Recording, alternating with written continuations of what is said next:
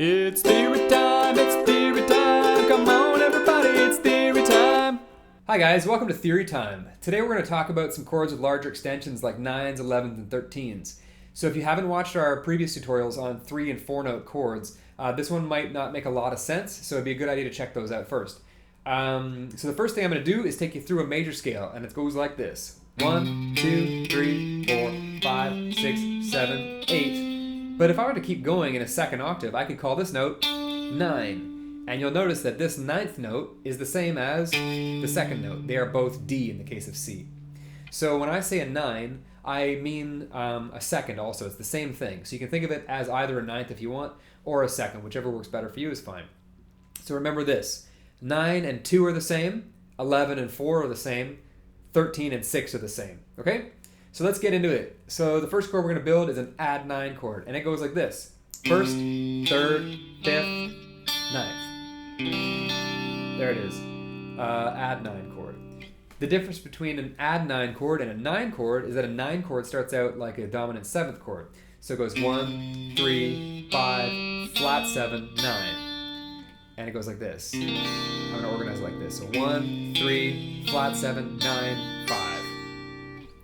The next chord we're going to build is a major 9, and the way it works is the same as a major 7. So 1, 3, 5, major 7, and then you add a 9th to that.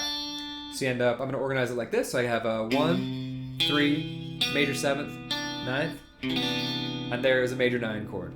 You'll notice I left the 5th out of that chord.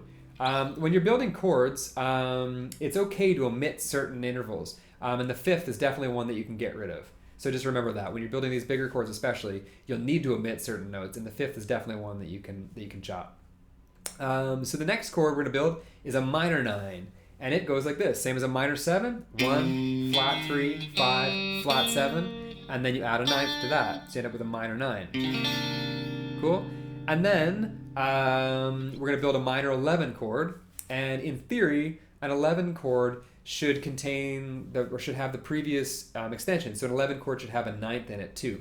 It's not totally necessary when you're playing it on a guitar. You can omit the 9th if you need to, and you probably will because it's a pretty bulky chord. So here's a minor 11th. It goes 1, flat 3, 5, flat 7, 9, 11. So I'm going to organize it like this, which is 1, 4, which is the same as 11, flat 7, flat 3, 5. So you'll notice I left out the 9th, right? If I really want, I guess I could replace the root with a 9th. And yes, believe it or not, you can replace the root in a chord or omit the root in a chord if you need to. That's what bass players are for. So here's a fun thing, just a fun aside here. When you grab a guitar, when you're playing your guitar for the very first time, I bet you went like this. Just play like all the open strings. Just so you know, that's an E minor 11th chord.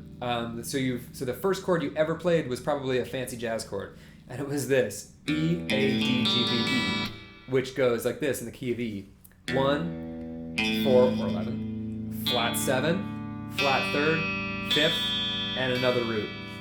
Cool, right? E minor 11th. Next chord we're going to build is a 13 chord, and in theory, a 13 chord should start out like a 7 chord, so 1, 3, 5, flat 7. But then you should also include the 9th, the 11th, and the 13th. So let's count that.